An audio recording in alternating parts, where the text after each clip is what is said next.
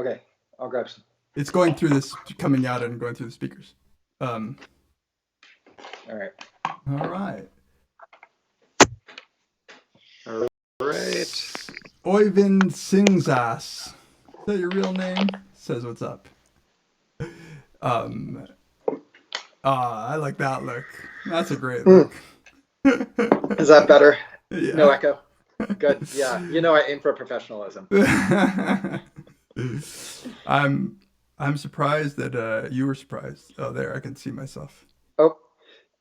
Yeah. Oh, that's freaky. I can't look at that. No. Just look at the chat.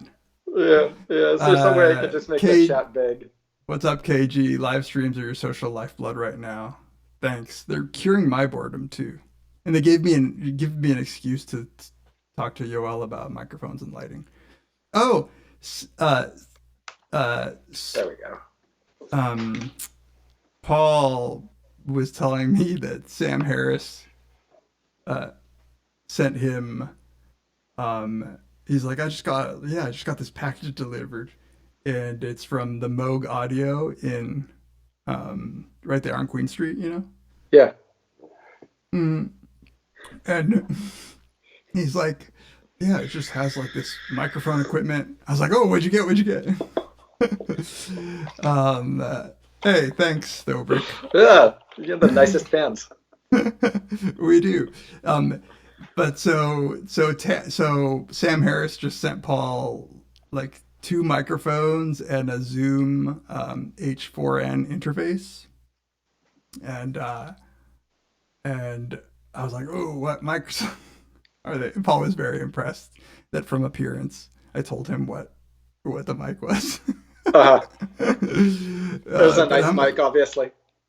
Yeah, it was one of them was an Audio Technica. It was decent.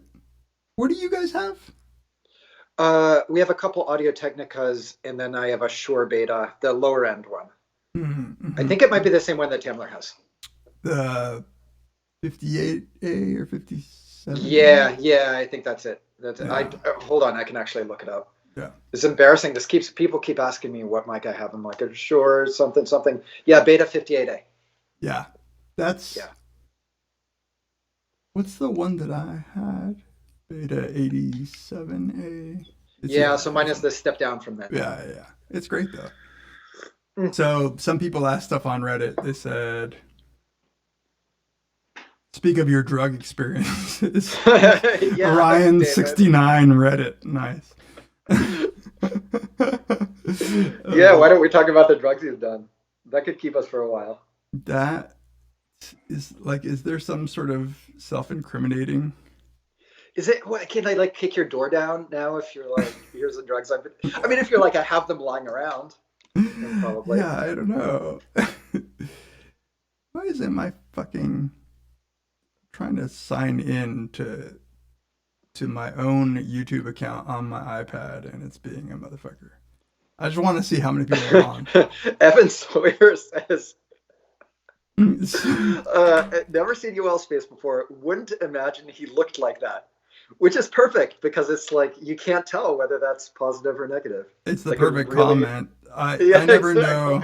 I never know what to make of those comments either. Right. Come on. All right, I'm just gonna have to go through my Apollo. Drugs. Do you want to talk about drugs? Let's talk about drugs. I think I'm on record. I don't like hallucinogens.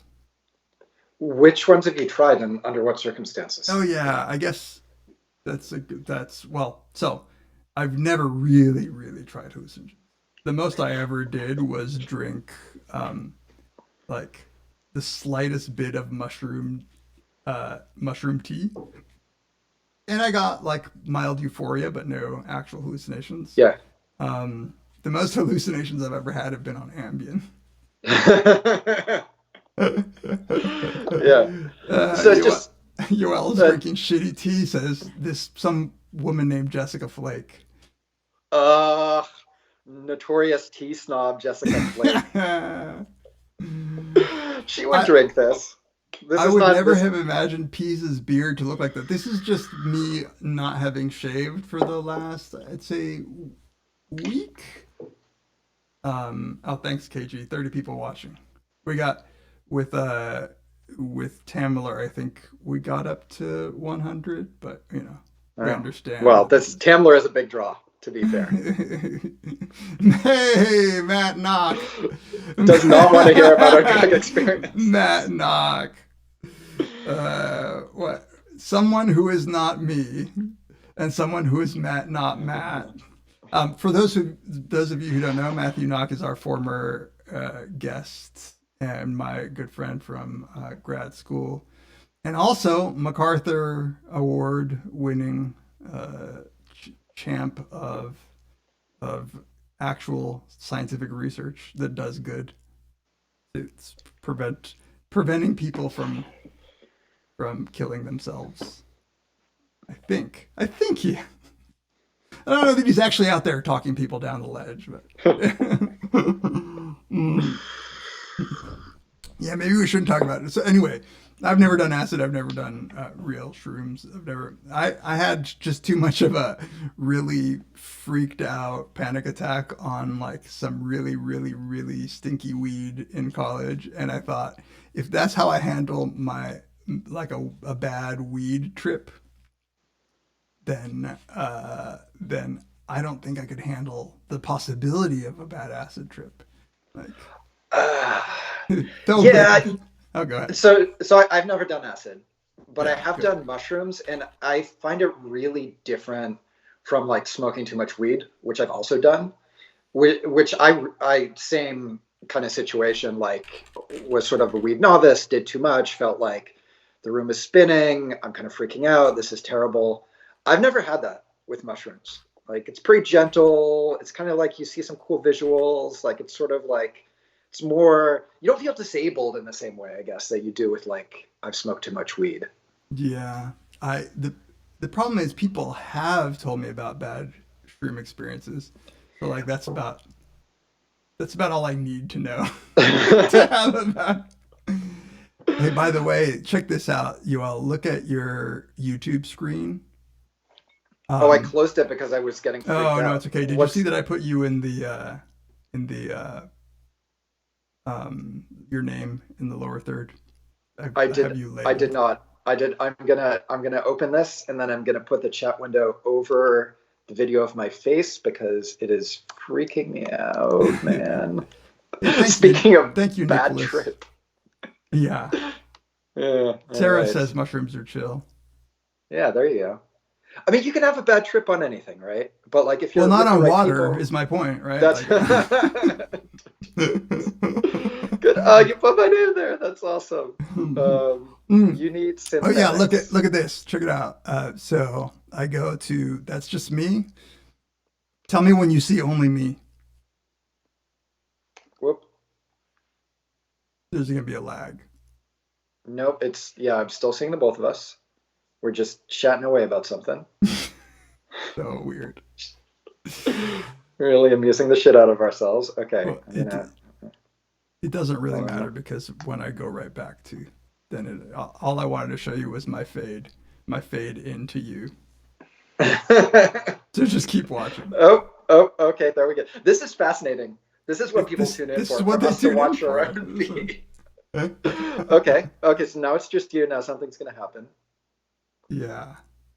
Uh, Why would Yoel not like Zoom so much? okay. Now I'm gone. When do I come back? Are you just gonna No, accept? you're Oh, back. You're back already. It's there we just like I waited for like 30 seconds or something. go.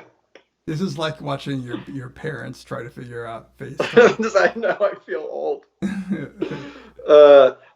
Brendan Beckett pointed out that I finally gave up on the hair, which is true Oh yeah. as of like a year. I think I, it's a great look for you. Um, well, thank you. It's very pandemic compatible to be able to cut your own hair. that's true. What's the name of the dude who used to Howie Mandel? Remember, like he was a famous OCD germaphobe, and that's the reason he shaved his hair No kidding. because it was actually yeah.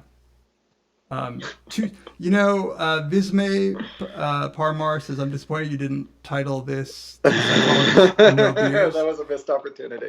I'm thinking of hosting these with whoever will come every Saturday afternoon, and I'm thinking of just having it calling it Sabbath School. How about that? Just as an ode to my upbringing as a Seventh Day Adventist. Um, Dion asked a good question. This is a Twitter quote, Twitter thread. The quote from whoever tweeted this out: I'm pretty sure the only people who are kind of up to speed on the latest literature are grad students and maybe postdocs. No one else has time to read properly. Am I wrong? Um, in one sense, it's not so wrong, but in another sense, because we're reviewing papers all the time, like we're like even more ahead. But it's true. I find that it's much harder. Yeah, I remember when I was a grad student, somebody who was, I think at that time he was an assistant or maybe associate professor. He's like, Yoel, reading papers is for graduate students. Totally. Yeah. um. Is Two Psychs Four Beers a play on Two Girls One Cup? Yeah, So sort of. Although Mickey didn't know that. in the Yoel Mickey relationship, do you feel an age difference? Uh nah, he's barely older than me, man. I know, but he's mentally older than you. I That's true. There's a cultural difference. I feel like I know this like weird internet shit that he doesn't know, which Yeah. is like speaks well for him and poorly for me. Well, we try Yeah. hard to keep to keep abreast of what the young kids are doing. Alex, we all do have too much time to read now. I suppose. I'm trying to. Somebody asked, "What are we working on?" I'm trying to keep my lab meetings going. Is your lab? Are you zooming weekly with your lab? Yeah. Yeah. Yeah, I am. Um, and I don't know, man. I got to catch up on some shit. I've been working on making beats. Um, I heard beads at first. I was like, anal beads. right. It's with the Amazon deliveries being like a month or two out, you just got to I DIY. know. Hey, Navicto, thank you. That's very kind of you to say. I always, it's always surprising to me, but I don't know why. But it's actually very heartening to hear people say, in particular, that when they were going through a tough time, that listening to our podcast helped. I don't know why that's so satisfying, but I totally know what they mean. Like there's something about the regularity of like the familiar voices, and I don't know. What do you think? Uh, about podcasts? Yeah, absolutely. It's like you have this strange parasocial experience with these people who you've maybe never met. You feel like you know them, especially if it's like a weekly release schedule. I'm like excited to hang out with these people. Yeah, I know. Yoel and I also have. So for those who don't know, Yoel was a graduate student at Cornell when I got there. So you were like second year, and we ended up working together. We're like what 3 years? How 2 years apart? 3 years? 4 years? I'm 41. I'm 44, so three Okay. years, and so we collaborated. He was technically in my lab, but we've been collaborating ever since. But one of the things that we bonded on was our tech nerd. You're more of a tech nerd in many ways than me, but we listen to a lot of tech podcasts, and I don't know why I find those so relaxing. Just very Yeah. relaxing. I don't have to think Yeah. about work. Yeah. Um, Yeah. Yeah. Yeah. They're kind of unchallenging, apolitical. There's always yeah. some, The like there's worst that always something to happen is talk about. somebody's like sucks apple's dick too much. Right. Right. Right. Yeah. Yeah. And Mm, if I think about how long I've been listening to some of them, I've been like, God, close to a decade or something that I've been like listening to the same people. I know You do it's feel like weird. they're, yeah. Yeah. It's super weird. Did we Yeah. ever give our final thoughts on Mr. Robot? Have a feeling it'll get some wide discussion. You know, I didn't agree with Tamler on some of the close to the end episodes, and he liked them, and I thought that's the last time we talked about them, when I thought like it was a little too shark jumpy. And then I actually ended up liking it a little bit more than he did, and he lost interest. I found the last episode to be cathartic, but it didn't lend itself to that much discussion for me, because what I really liked talking about was just crazy ideas about where he was going with the sci-fi plot. And Sam Esmail was basically like, just kidding. This was about like somebody's emotional journey. I have emotional journeys. I don't. What I want to know is about fucking parallel universes. um, my favorite tech podcasts are Accidental Tech Podcast, ATP. I also really enjoy anything on the Mike Hurley's network, Relay FM. I like a few of those. Uh, there's one called Connected that I really like. I also like the talk show with John Gruber of Daring Fireball. What about you, Joel? Yeah, ATP is the one that I was thinking of. Like, I've been listening to that since, like, it started out as a podcast about cars, Yeah. and then it turned And we, into. and we were listening to John Syracuse and Marco Arment before that, right? You were too? Yeah. I was listening to Hypercritical. Yeah. Yeah, Hypercritical John is Syracuse. one of the best. Yeah, old school podcast. But yeah, what I like about that one is often it's not even about the news. It's like one of my favorite episodes is just like John configuring a computer, like going on Apple's website and making what he's gonna for like an hour and a half. It's So great. amazing how much how much detail. Oh, I love Cortex too. Yeah, I love Cortex. I love Hello Internet. I don't know if you've ever. Yeah, Yeah, yeah, I've listened to that. Yeah. yeah. When is Yoel coming back on? We're gonna have you on for another movie at some point, I'm sure. There's only so many. There's only so many creative guest ideas we can have. The well's gonna run dry sooner or later. Yeah, you're gonna have to come crawling back. I look forward to it. Yeah. Have you watched Devs? Mm-mm-mm. No. What Tamler is was that? into it. It's a Hulu show from the guy that did Deus Ex Machina, and Okay. and apparently it was good. But Tamler, I just saw a tweet where he says that he hated it after a couple of episodes, and somebody else said it wasn't good also, which means yes, I'm a Tim Evan. I love Hello Internet. But I hate it when people tell me that the show. I might watch it anyway, but if it got bad, it seems like Yeah. poor waste of my time. I've been Yeah. watching shows like over and over again. I feel like I should be expanding my horizons. You've just been rewatching stuff you've already seen. Yeah. What are you watching? uh, I started watching this season of Westworld, and then I kind of got behind. Me So I've too. seen I'm two like two episodes episodes. behind. Us. Yeah. No Yeah. no spoilers. No spoilers. Yeah. But that writing got lazy in one of those episodes. Yoel texted me, "Have you seen that episode yet?" And I was like, "No, I wonder what happened." And I watched it, and I was like, "I knew exactly what you were referring to." But Yeah. I basically, did. I it's knew like, you would. Yeah. yeah, it's like, did they run out of script and find a Rick and Morty script in the garbage and just use? It did it even It was. worse. Yeah. Yeah. No, it was ridiculous. So I was watching that. I sort of fell off with that. I watched all of Tiger King, like everybody else on the internet. I haven't watched it. Which, oh, dude, you have to see it. Really? It's amazing. Yeah. Man. I'm Well, being, no, what's your I'm just Watchmen? being contrarian.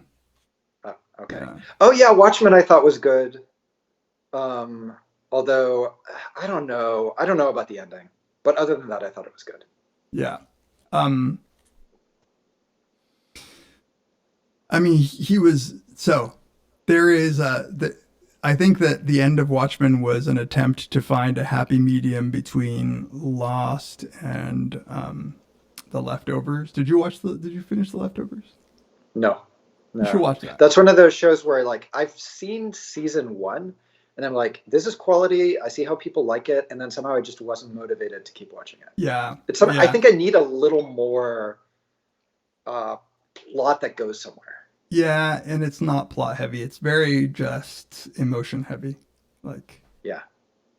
oh my God, I am Sarah. I'm watching all Star Treks as well. In fact, I just recorded with Barry Lamb. I recorded an episode on Picard. I just need to put it out for our. Yeah, Navicto. If you're not a Patreon supporter of Very Bad Wizards and you want to hear my take on Data's End, just I'll send you the MP3. I don't. The point isn't to keep people away from my opinion, but I don't want to spoil it for people here. Yeah, I'm hoping season 2 is better. But what's I've been my daughter's been really wanting to watch TNG. Did you? Oh, no kidding. Were you a TNG fan? Oh yeah, absolutely. Yeah. I had a crush on Troy because I think she was the only boobs on TV. Oh man, the skirts, dude. Seriously, yeah, yeah. I was that was my Star Trek. Yeah, Came along at the right time, and I really don't like the J.J. Abrams reboots. I mean, they're good, as people have said, they're good Star Wars movies. Yeah.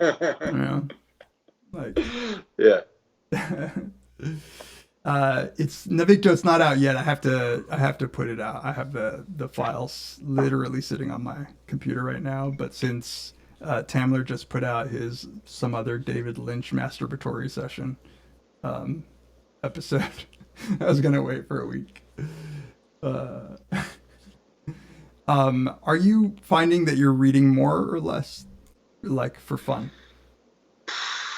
Less, actually. Just sad. I mean, I have a lot of time, but just like following the news, it's just distracting, and it's not compatible with Stop paying following attention the news. to something. Pick a project, and yeah, like I'm actually like explicitly trying to find, say, a thing or two and improve on it. Yeah. So what are the things so far? Like masturbating harder. There's got to be like, asymptotically you're reaching a limit there. Yeah.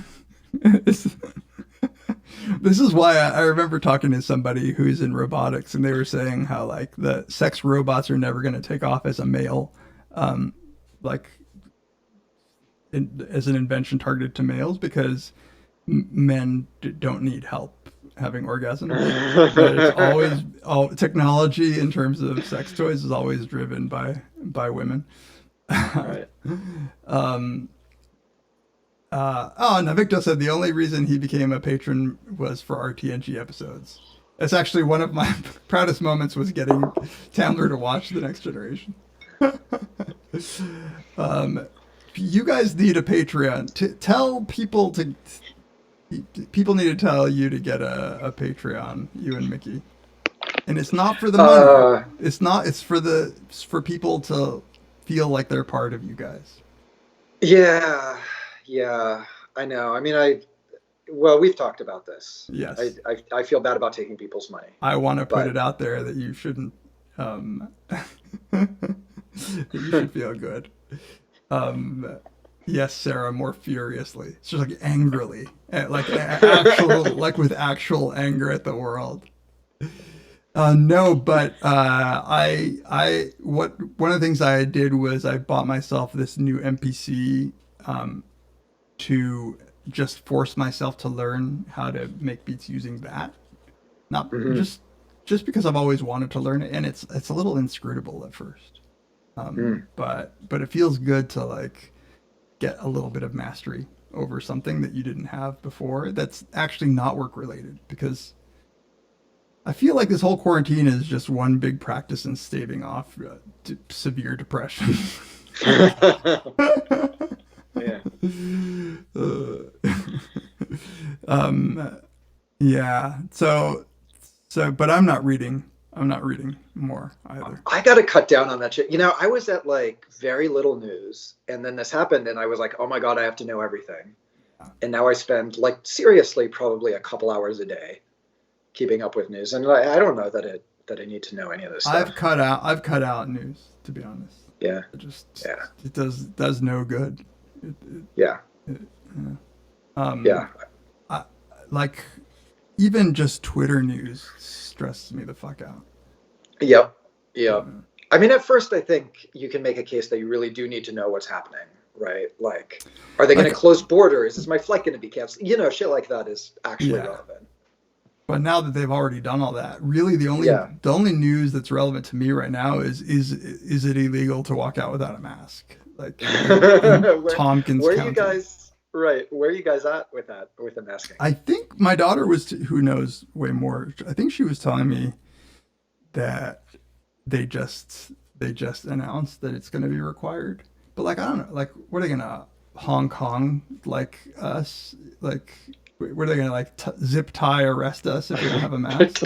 And like, if they come at me, like, don't get me wrong, I want to wear a mask, but I just don't have a mask and I haven't gone around making it. But like, if they come at me and like, right. Yeah. Right. Yeah.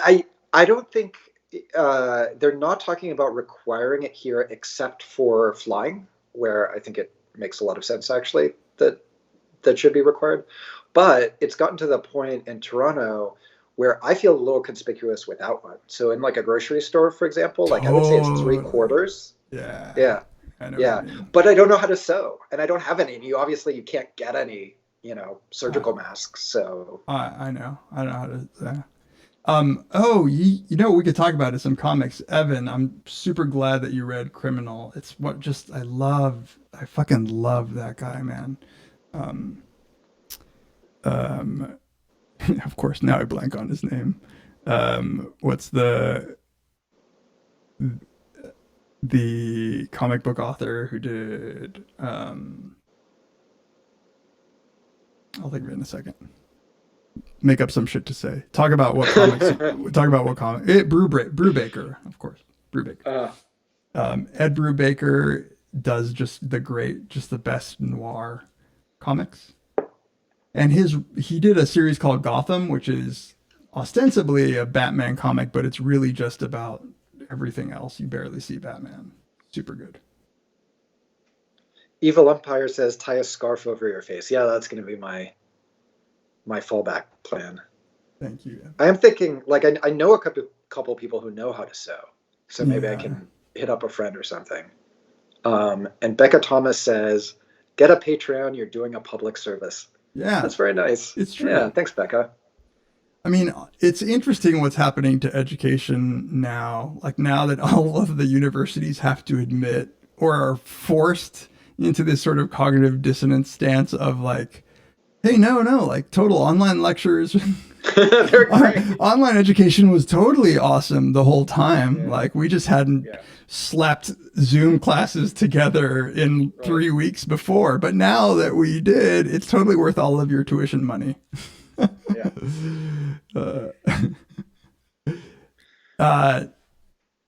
Nibla Neil Gaiman is one of my favorites. I just fucking love that guy. All time. Yoel actually got me into comics. Is that true? Really? Well, I was always like comic curious, but I had never really purchased graphic novels. And I think that I started basically when I was a kid, my parents didn't let me buy them, and then I didn't have money. So when I got divorced, which happened right when I got to Cornell, I finally had some nobody to answer to in terms of money. So I just started buying up graphic novels. And I remember you suggesting Preacher to me. And that was one of the first ones that I bought out of my own money. But Sandman was definitely one of the first. Yeah. Yeah. That one's, I went back and reread some Sandman in the last year, and it totally holds up. So good. I mean, the art is a little dated just because it's, but it's almost back to being cool. Yeah, yeah. Well, that was even at the time because they didn't have one consistent artist throughout the run, right? And so for the sub arcs, they would bring on an artist for that arc, and they were definitely some were better than others. Hmm. Yeah, but the writing is just so fucking consistently good. Yeah. Yeah, comic curious. Now I'm just all full on comic like. Well, yeah, it's funny that you would say that because now I feel like you're much more into comics than I am. Yeah, probably. Although I haven't been reading them much at all, but Comixology did a lot for that. I was buying a lot of graphic novels, but for boring reasons like books get like store dust, which give me bad allergies. It was the Comixology and the iPad that made me go crazy. Like shit, tenure iPad and Comixology. Yeah, yeah. So we should spend a half hour talking about allergies, huh? It might have been pretty bad. So, first I wasn't sure about my sinuses. Um, I was listening to a podcast where this guy was saying these are Jew allergies that you get this time of spring. Have you ever heard that? well, I like because a lot of Jews have that whatchamacallit, like they have to get that operation. Oh, no way. Is that a Jewish thing? I didn't know that. Well, it's not exclusively, right? I'm sure you We guys. own I'm it. sure you guys would want it to be exclusively yours. We invented that shit. Yeah, But yeah, yeah. No, I had that. you had that They took operation. out something. Yeah, they took out Septum. adenoids. Oh no, they didn't fuck around with the septum. Yeah, No. but it did. Like I couldn't breathe through my nose, and it like Yeah. drooled a lot. It How was a the shit fuck show. did you guys survive for 4,000 years? No clue, man. The desert is warm heat. The desert is a warm heat. It's a dry. It's a dry heat. I mean, it's a dry. Right. These like pollen producing plants. Yeah. Yeah. I remember Peter Salve, my former advisor, got that. So I think it actually, when I was in New Haven, I got out, there was some tree that I got allergies to that gave me constant sinus infections, just constant. And I remember signing up for a fMRI study, and the doctor who was there going, "Do you know your whole, like one of your sinuses is entirely blocked?" I was like, "Oh, that's the world's best diagnosis." Um, Neil, what was it like interviewing Peter Singer? Thank you that it was a good episode. We knew, like, both Tamler and I had interacted with him, and we knew that he was a little dry, as you might expect. I don't know. You know, he's not like Paul Bloom, who's going to be cracking jokes.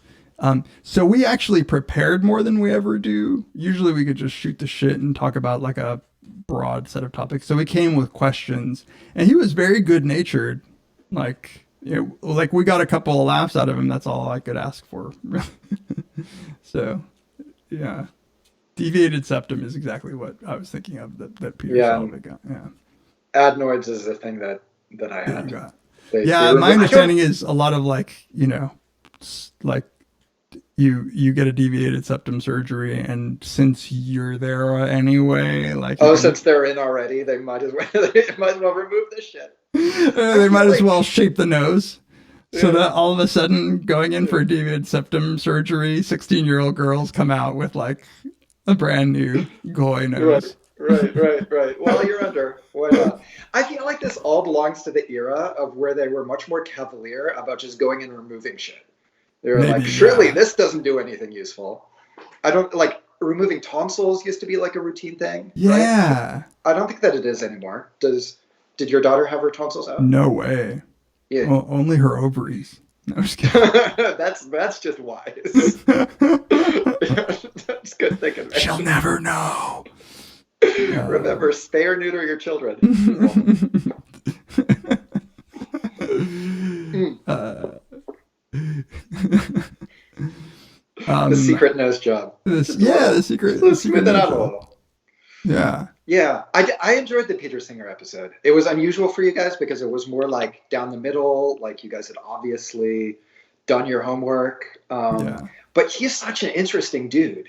He's just so like, I love hearing from people where you're like, I cannot imagine what it's like to be you. Yeah, like that's a principled life to lead, man. I don't, Yeah. I admire it, but I have to admit, I'm just, I think, more selfish. Like, because I don't think he's at all trying to signal that he's not a selfish person. He just ends up being not. Like, his math makes him not selfish. Mine is like, shit, I want a new microphone this week or whatever. Like, when's that new Screw you. Xbox coming out? Screw you, children of Africa. New mic. Yeah. Um, Plans to get Nina Sturminger back. You had Nina Sturminger? I didn't know that. Like, come on, man. We had her on before it was all cool. Huh. We had Nina on like maybe on the first year, and then we had her back for the like 75th anniversary special. Um, yeah, we had her on. We we had to edit it a lot. That's all I remember. I see. I think it was between her giggles and my giggles. It was You guys were just giggling constantly. yeah, it was just It was too bad. much. Yeah.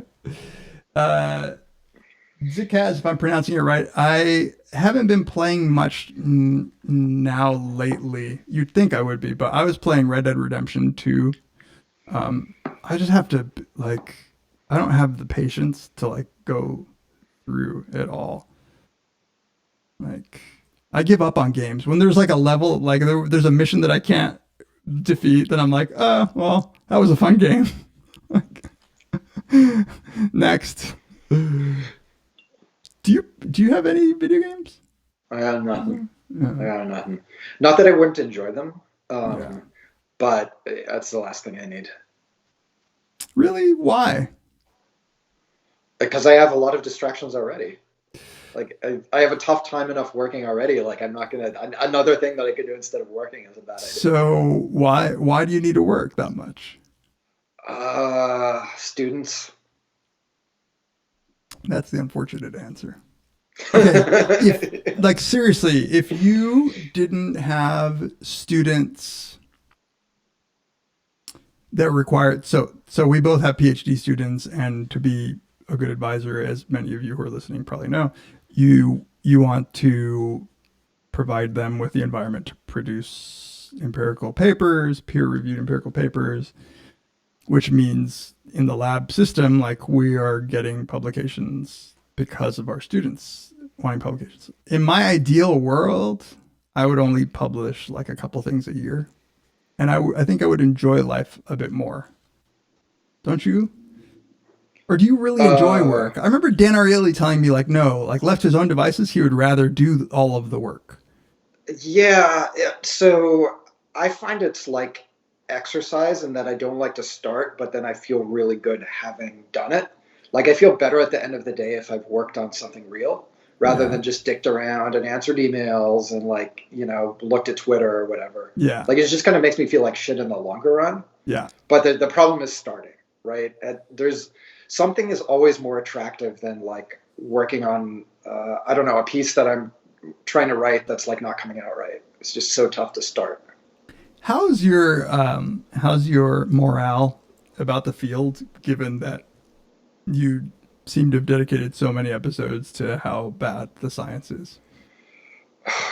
Man, it varies by the day depending on what I just read. Like there's shit coming out that I really like, and then there's a lot coming out that fills me with despair. But like do you feel like you're shit, you've dotted your I's and crossed your T's, and so that's adding to the literature? Because there's two kinds of despair, right? One is that bad practices, and then there's the deeper kind of despair that Tamler's always trying to drag us into, which is no, maybe even with all of the best practices, we're not finding out anything interesting. Yeah, I think there's a little of both. Definitely, it's easier to fix p-hacking than maybe human behavior is too complex for us to say anything meaningful about it on the basis of lab experiments, right? Like that's a much tougher problem. I do think that like we need to either be more upfront about where we're being reductive, or really back off of the causal claims, and just say like, here's something interesting that we're going to document. Like, we've gone back and forth with Paul about descriptive research and what's worthwhile about it, and he seems to think of it as like, you just go write down whatever whatever you happen to observe, right? And it's not that it needs to be like in some way informed by theory or practice or something, but just saying like, hey, we're gonna go light on the inferences, and we're just gonna try and document, how does this work? How do people do this? Like, what are the dynamics of this particular thing that people do out in the world? Like, I think we can be useful there. And I do think that if the work is clearly labeled as being about, an artificial paradigm in order to look at some basic process, I think that's also fine.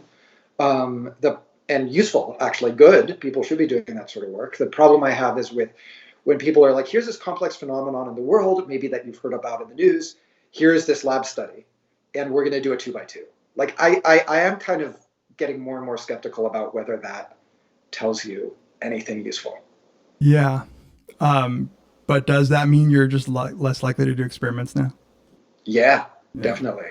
Like, I definitely do fewer experiments, or if I do experiments, they're very transparently like, they're meant to tap some like kind of more abstract underlying thing, rather than we're going to instantiate this like real world situation in the lab. Right. Like, yeah. Okay, I gotta answer this question. Matt Knock asked me my top 5, which is referring to top 5 MCs, dead or alive. There is clearly Tupac and Biggie, Nas, and I'll put up there, I think Andre 3000 has made it into my top 5. And then I love MF Doom, but I think maybe Most Def. I don't know, Most Def, MF Doom. One of those two. It's your turn, Matt. What are your top 5? Yoel's a big indie rock. Well, do we even call it indie rock anymore? There's no non-indie I don't know. rock. That term doesn't mean anything. It means nothing. Who are your top 5 musical artists? Oh man. Wow. How do you pick what you play for your interstitial music? Just whatever I happen to have heard recently and thought was cool. Yeah. I guess occasionally it's been old favorites. Wow. Okay. Top 5. Jeez, this is just a random. The Pixies, Neil Young. I mean, I have to say The Clash. Elliott Smith. Do I have one slot left? I've been listening to a lot of Decemberists recently. I'm not sure they're in my like all-time top 5, but for now they are. Was that 5? I don't know. Who's your top? Who was the first one you said? The Pixies. It's always the Pixies. It's always the Pixies. Yeah, Elliott Smith, obviously. Yeah. Yeah. Dion, Tupac was not a lyricist. That's right, but that wasn't the question. Yeah, Mobb Deep is okay as a lyricist. My God, I'll give him for production, but come on.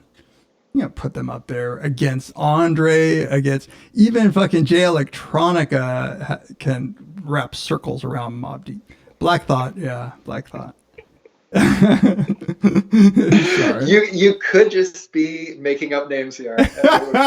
Really? No, you know who we're talking about. Sure. Lil Uzi Vert. Big L died too early, Matt. Sorry. Yeah, you got an Elliott Smith nod. Who's yeah. All right, who do you listen to, Yoel, that nobody would expect that you listen to in your rotation? Oh, that's great. Man, it just I'm trying to think about how embarrassing this is. I really like Tori Amos. Oh, yeah. It's like lesbian music from the early 2000s, but she's good, man. She's very talented. She's a cornflake girl, isn't she? Exactly. Did you ever listen to Wu-Tang? Of course, I love Wu-Tang. I love the Wu-Tang. I'm sure Yoel listened to Wu-Tang even. Yeah. I did make it as far as Wu-Tang. Derek, I have a story to tell. So Jizza from the Wu-Tang Clan was opening for Girl Talk here at Cornell. Did I tell you this story, Yoel? No. So this was after you had left. Girl Talk, for those who don't know, is a very popular, like I'd say Girl Talk did more to popularize the term and the art of mashup than most. So Girl Talk is just one dude. And he came to Cornell for a concert, and the Cornell Concert Commission had Jizza of the Wu-Tang Clan open up for him. I got there a little late because who knew that like a rapper would actually get on stage at the time that they said. But the student who was on the committee, the Cornell Concert Committee, told me in class, she was in my seminar. So later on I asked her like, how was it? And she said, well, Jizza was kind of an asshole. And I was like, what happened? And she's like, he kept bringing college girls to his trailer and giving them beer. And I told him, like, you can't do that. These girls are underage. Like, if you do that, we're going to have to call the cops. And so I gave him a warning. And then, like, sure enough, like an hour later, he's still back there giving them beer. And I said, dude, we're really going to call the cops on you. And as she was telling me, she's like, I saw his ID. He's like 45, gross. And so Jizza goes, if you had told me that going to give a concert on a college campus, I wouldn't be allowed to bring college girls into my dressing room and giving them alcohol, I would never have agreed. And I was like, I had him like pretend to be outraged too. Oh, I can't believe you just said that. But then I was like, yeah. Secretly, you're like, oh, I mean, I understand Jizza. Like, I'm not endorsing it. Right. Yeah, Jizza got the warning, not me. This was Tori Amos can't be your most embarrassing. She was respected. I feel like she's sort of embarrassing. She's very like emotional and dramatic. Yeah. Robin, she's not really embarrassing either. Yeah. Who do you think would be more embarrassing for you to admit that you listen to regularly? Tori Amos or like Soundgarden? Like, no. Soundgarden is that just they fit into this little like, okay, if you were into grunge, but like you get a pass for Nirvana and maybe even Pearl Jam if you weren't into grunge. Right. Especially since Pearl Jam went into this like, roots Americana kind of direction. Yeah. But yeah, Soundgarden or like Temple of the Dog, is that like super embarrassing? Yeah. I think it is. Well, I like Stone Temple Pilots. Like, oh God, I never liked that. But I think Soundgarden, like Chris Cornell, he was genuinely talented. Like his voice is amazing. So on a technical what happened? level, who invented this voice? I think it's one of those. You know how like scientific discoveries are just in the air sometimes, and like everybody sort of hits on it at once. I feel like that's calculus right. Or whatever. Yeah, same. Yeah. Same. So you're saying Eddie Vedder and fucking Chris Cornell are like Newton and Leibniz. Yeah, exactly. There's this song that Pearl Jam. I love the song. It's called Yellow Ledbetter. But it's the whole time I'm not convinced that there are actually lyrics. It's just Eddie Vedder going, I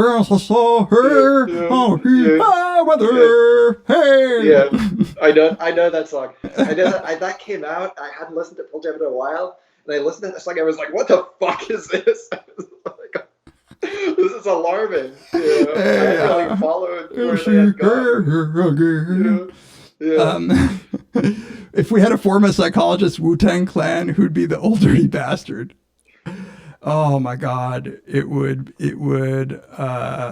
Jonathan Schooler. The Louis C.K. special I haven't seen, but I was just earlier Skyping with Paul Bloom, and I think we might have something to say about it.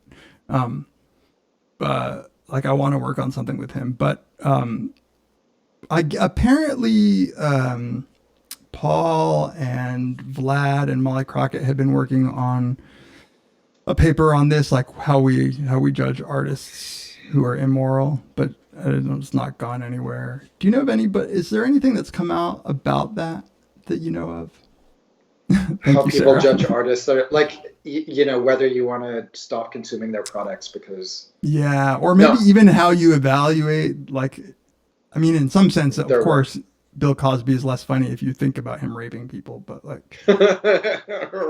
I mean, it's I would sad. believe that result. Yeah. Yeah, No, no, I don't know of any work on that. yeah. Um, Seems like a pressing question. Absolutely, we should get on that. Yeah, but I've been hearing some like okay things about the Louis C.K. special. Yeah, People like it. I haven't heard. Yeah, I haven't heard really anything about it other than people telling me that. So- I do know the incomparable. I'm laughing at It's the really beyond. if you haven't heard the song, go I'm listen telling to you, it. it is not It's much more than fun. that. I used to Yeah. perform the whole thing with the goal of not saying anything other than at one point, right before a guitar solo, he goes, "Make me cry."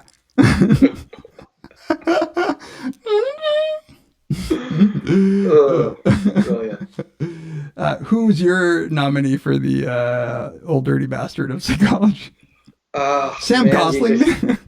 This is could... bordering on slander. Oh, these are all my friends. Close personal friends. Yeah, I'm not gonna touch that one. I'll let you do that. Can we just say Mickey Inslicht? Obviously. Yeah. Yeah. Yeah, okay, right. So if you were to watch the Louis C.K. special, would you feel okay about giving him money? Yeah, so giving him money is kind of a separate question. Like, would you feel better bootlegging it? Right, right. I mean, yeah, I think that if you're worried about you're supporting him by buying his stuff, then sure. Yeah, download it illegally. Yeah. So what about if somebody else owns the rights to something, right? So his former special is just wholly owned by HBO, but you rent it, or like however that would work. Yeah, Um, yeah. I think it's more than just supporting artists. Like, if I had to make financial decisions about who I support, it would be tough to be a consumer of most things. I really, though, think that there are some cases in which I just can't stomach the art anymore because maybe the thoughts of their actions are too intrusive. Yeah. I don't know. But then you got to throw out a lot of art. Yeah, I was about to say, do you still listen to Michael Jackson? I never listened to him that much, but I'll have you know that this microphone right here, Thriller, was recorded on this very model. Don't I sound like? Of course. You sound just like the way you make me feel. I would listen to Michael Jackson like without too much thought. yeah. It feels like, man, those songs are such like, it's just so part of the culture that it almost isn't, for me, associated with him as a person. Yeah, It's like the I song know, right, exists independently from. So right? this is where I was going with. I think we talked about it on the podcast, but definitely with Paul today, where there is the kind of art that directly reminds you of the person, and so watching the Cosby Show, like he's portraying some version, a fictionalized version of Bill Cosby. Yeah. But Or definitely Woody Allen. doing Yeah. stand up is definitely like portraying his character, even if he's like loose with the fictionalization. But watching Fat Albert cartoons, which if you're probably too young to know about, that was this wholesome kids cartoons that Bill Cosby did the voice of, and yeah, I'm not gonna think. I know it's Bill Cosby's, but I'm not like I wouldn't be like Bella, don't watch that. You know. Yeah. Yeah.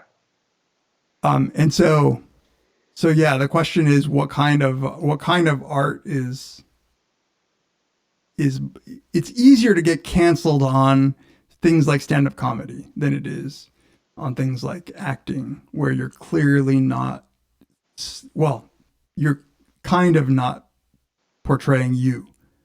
Right. Where music is sort of in the middle for me, at least. Right. Right. Yeah. Can we still enjoy I Believe I Can Fly during Space Jam? No, because R. Kelly wrote that song. It is the ultimate evil song, if you care. Literally. I heard, did you hear that R. Kelly was trying to get out of jail because of concerns over COVID-19? No. Somebody tweeted that if it had been COVID-15, he'd have been okay with it. That's great. That was a good one. Oh, solid. Yeah, if you learn of the conduct later, that's where these people are putting us in real awkward fucking positions, because if you grew up loving an artist and then way later you find out they were a dick. Honestly, this gets back to Sarah, like our discussion of TNG. Apparently Rick Berman, the producer of The Next Generation, was like a fucking asshole and like a misogynist. And every time I watch TNG now, I have to see like that first credit says produced by Rick Berman. And I'm like,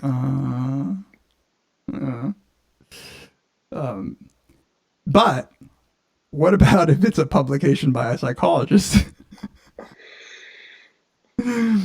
Should we not believe it? Yeah. Yeah, I don't know. All right, any last interesting question before we bounce from our Sabbath school? Well, somebody right at the top was requesting something about biblical something or other, but it looks like we're well past that. Yoel's a Jew, but not like the kind that can talk about the Bible. About the Bible. I will say that Ecclesiastes episode is one of my favorite episodes. Oh yeah, I really enjoyed that. Yeah. Adrian Crace asked, any speculation on other sciences that Yarkoni thought also suffer from the generalization problem? I'm a physiotherapy student and thought the subject of his paper seemed relevant to my field. So I feel like that's a good point. Like any field in which you're doing laboratory experiments and you're trying to generalize from those experiments to something like different from that experimental context, and you're not able to model every difference, right? I think it should apply to. Because it's not a problem of representativeness, like, right? So, Yoel and I have had this discussion offline, right? Like, physicists are constantly creating environments that are completely artificial. It's just that they have like a better understanding of how these physical laws interact, and usually, like, those are really, really, really simple models. It's just that the it happens to conform to a set of mathematical principles that we have some understanding of. But like I'm sure there are a lot, like nutrition is one big one. Nutrition as a field, there's a reason that people lump in their criticisms of when they give criticisms of science, they say things like, oh, it used to be that eating broccoli protected you against cancer, and now they say it gives you cancer. And that's because any attempt at saying what kind of diet is going to be ideal is going to be radically simplistic given the complexity, all of the factors that go into a person's physiology, their genetics, their history, the history of the food, the combination of the foods that they eat. So I think that's also sold a lot of like wolf tickets, like a lot of false hopes that we could learn that much about what kind of diet is the best. So we look more like to correlational studies, like, people in Japan on this kind of diet or in the Mediterranean, that kind of diet. And and other than that, we look at the very, very specific effects that a particular chemical has on particular biological reaction, and we learn about that. But that can't tell us that much, right? Yeah. Yeah. So I think like this to me is sort of the nightmare scenario in like nutrition, where just with the methods that are available, I just don't think that you can answer most questions that people find interesting. Yeah. It's, you can't, assigning people to eat like a diet for years is difficult to impossible. So you have to do it correlationally, and the effects are too small, and there's too many confounds, and you just can't model it properly. And so you get this mishmash of like contradictory findings, advice, that changes from year to year. And the reason for that is, I think, that the methods just can't answer the questions, and people should just say, yeah, we can't do this, we quit. Right. And what I worry about is that but we do learn things like right. So cigarette smoke. It took us a long time to learn cigarette smoking caused lung cancer. That's a huge effect. Right. So anything smaller than cigarette smoking causes cancer, we're probably just screwed. But it took a long time to even get to the causal evidence for that. Right. And the way that we got people convinced, or doctors scientists convinced at least, was because they had a plausible theory of how it was causing cancer. In the absence of that, you are really sort of like, well, it could be a third variable. Like we just never know. It could be the rolling papers. Yeah, exactly. So like smoking causes cancer is sort of the best case scenario in that the effects are big, and that the causal model of how it works is pretty straightforward. So if you're like, eating some kind of fat is bad for you for this, it's just like, it's impossible. It's just the causal chain is too complicated, and the effects are too small. And so like, you can't really ever tell anything. Yeah. That's my fear anyway. I mean, what if though, when we get data, so not big data in the sense that we use it now, but imagine that we have detailed records of genetics, upbringing, and dietary intake. And we progress in our causal understanding of the biology of human beings. I don't think that in principle we won't be able to find out some actual truth about diets. It's just a lot of information. Right. It's not like in the Tamler sense, this can't be done empirically, right? Yeah. It's with current tools, you're not going to get anything useful. It's funny because Tamler makes these arguments. I think you would think that it's because he wants to promote philosophy as a way to acquire truth, but he's already completely tried to bash. He's just a nihilist. Man. He's just fucking Shiva the Destroyer. Sarah O and I agree the content of the show often did counter misogyny, except for Troy's weird cleavage, which I was a fan of. Clearly, when I was 12 years old. Let's be clear. The cleavage was a pro. I just want to point out that there's a lot of clamor for this crossover episode. Well, we're going to do it, right? We're going to do it. Yeah. We were planning to do it like this month. We were going to travel. Tamler and I were going to travel to Toronto. Yeah. Evan Sawyer says Tamler's so annoying, and I feel the need to defend the honor of my friend and co-host. If anybody's going to be annoyed by Tamler, it's going to be me, Evan. All right? Not you. But go on about the joint. So you guys were going to come up, and then COVID happened, and that is the real tragedy of this global pandemic, that it has delayed our crossover episode. But I feel like at this point we ought to just bite the bullet and do it virtually. Yeah. Hey, in that thing, does that thing that we that you showed me, the new service, does that record video? Or does it only record audio? I don't know. I've only seen it record audio. Yeah, we'll have to figure out. It would be cool to have a little snippet of a video. But we could do a live stream with all of us. But yeah, it'll definitely happen. Will it be a Two Psychologists Four Beers episode or a Very Bad Wizard? Or both. We could Or both. Yeah. co-release. No. Well, I think it should be a Two Psychologists Four Beers episode, actually, Uh, because then we can heavily promote the podcast that everybody should be downloading now. Have you last thing I'm going to ask, maybe the chat room, but also you, Yoel, do you think podcast listening has gone down over the quarantine? I can tell you my numbers are down. You're Not down, right? hugely. Yeah, but noticeably. Yeah. Yeah. I heard, did you hear Marco Arment talking about this? Talk about Yeah. the latest Like ATP. 20, 30% down, I think. That's consistent with, Yeah. Yeah, I think there's a lot of commute listening. There's a ton. And when people have kids, if you have your kids at home or whatever, like it's a little, even if it's just with one other person, it's a little rude to be, like just listening and with your earbuds while somebody else is trying to talk to you. Right. I feel that. I feel like, what did I just see in the Very Bad Beers? Becca Thomas suggested that as a title. I think that's great. Yeah, that would be good. Yeah. I would have a very bad beer. Sarah Owen, I'm glad that you also enjoyed Troy's cleavage. I mean, yeah, I feel like that cuts across demographics. Who didn't like Troy's cleavage? I mean, you got to be real high on the male homosexual Kinsey scale. To not, yeah, almost everybody enjoys Troy's cleavage. All right, shall we wrap this up? Let's wrap it up.